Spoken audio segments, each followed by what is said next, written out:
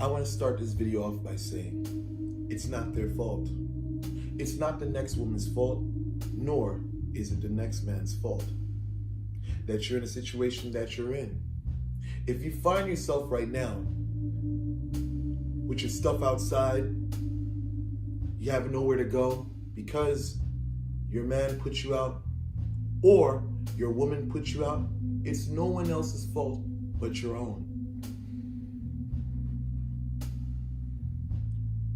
Sometimes people want to take their anger out on the significant other.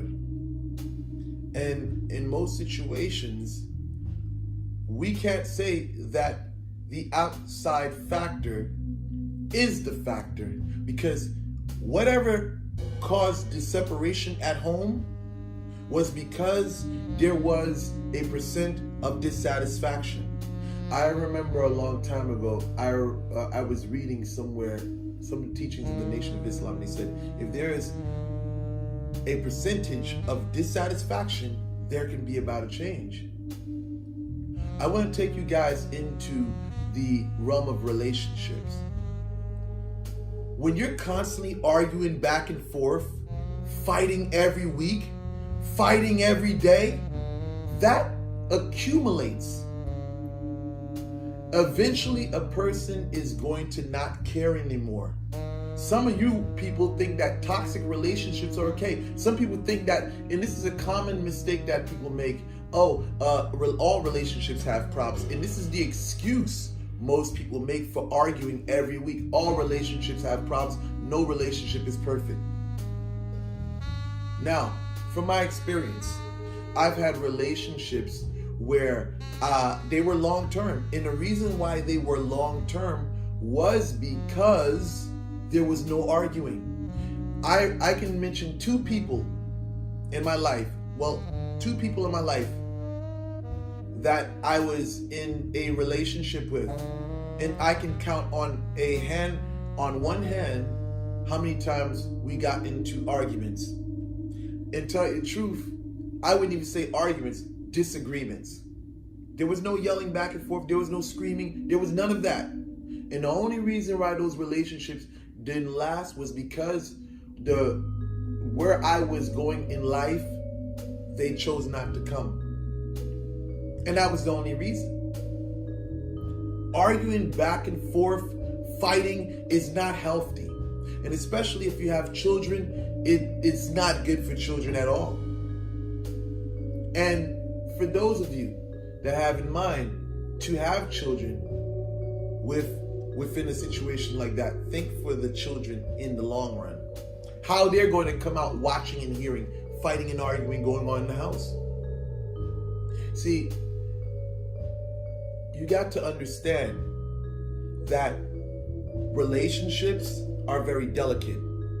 And sometimes you're arguing at the moment, when yelling, going back and forth, it may not register to you the impact that it has at the moment. But in the long run, you will see how it impacts the situation, because as they say, when you play yourself, you'll be by yourself.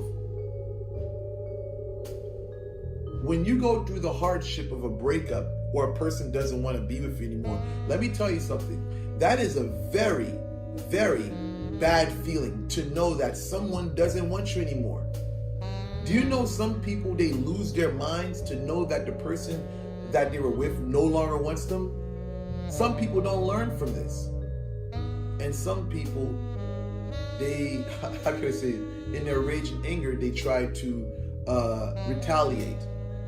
But the point I want people to look at is, when you go through these situations, there should be a lesson. When you go through a situation where someone chooses to separate from you, it should make you reflect within to know what is it that you did wrong, so that when you get into your next relationship or your next dealing, you don't bring that same energy that you had in your previous relationship. There's people that bring baggage into their relationship from their previous relationship. Their insecurities, they're all their problems, they bring it into the new relationship, and they wonder why the new relationship is not working. Sometimes people leave, sometimes people, some people cheat because of the problems they have at home. Sometimes the person's attitude, their personality just turns their lover off. And most people think when there is someone new in the picture, someone has done black magic, and that's not necessarily the case. That person is fulfilling a duty which you cannot fulfill, and that is bringing peace to that person's mind. A man's home is supposed to be heaven. A woman's home is supposed to be heaven. Whomever is wearing the pants in a relationship, they want to live in peace. That's what relationships should bring. You're working for the man daily. You're coming home beat up, tired from the work, being stressed out at work. The last thing a person needs is to be yelling and raising their voice.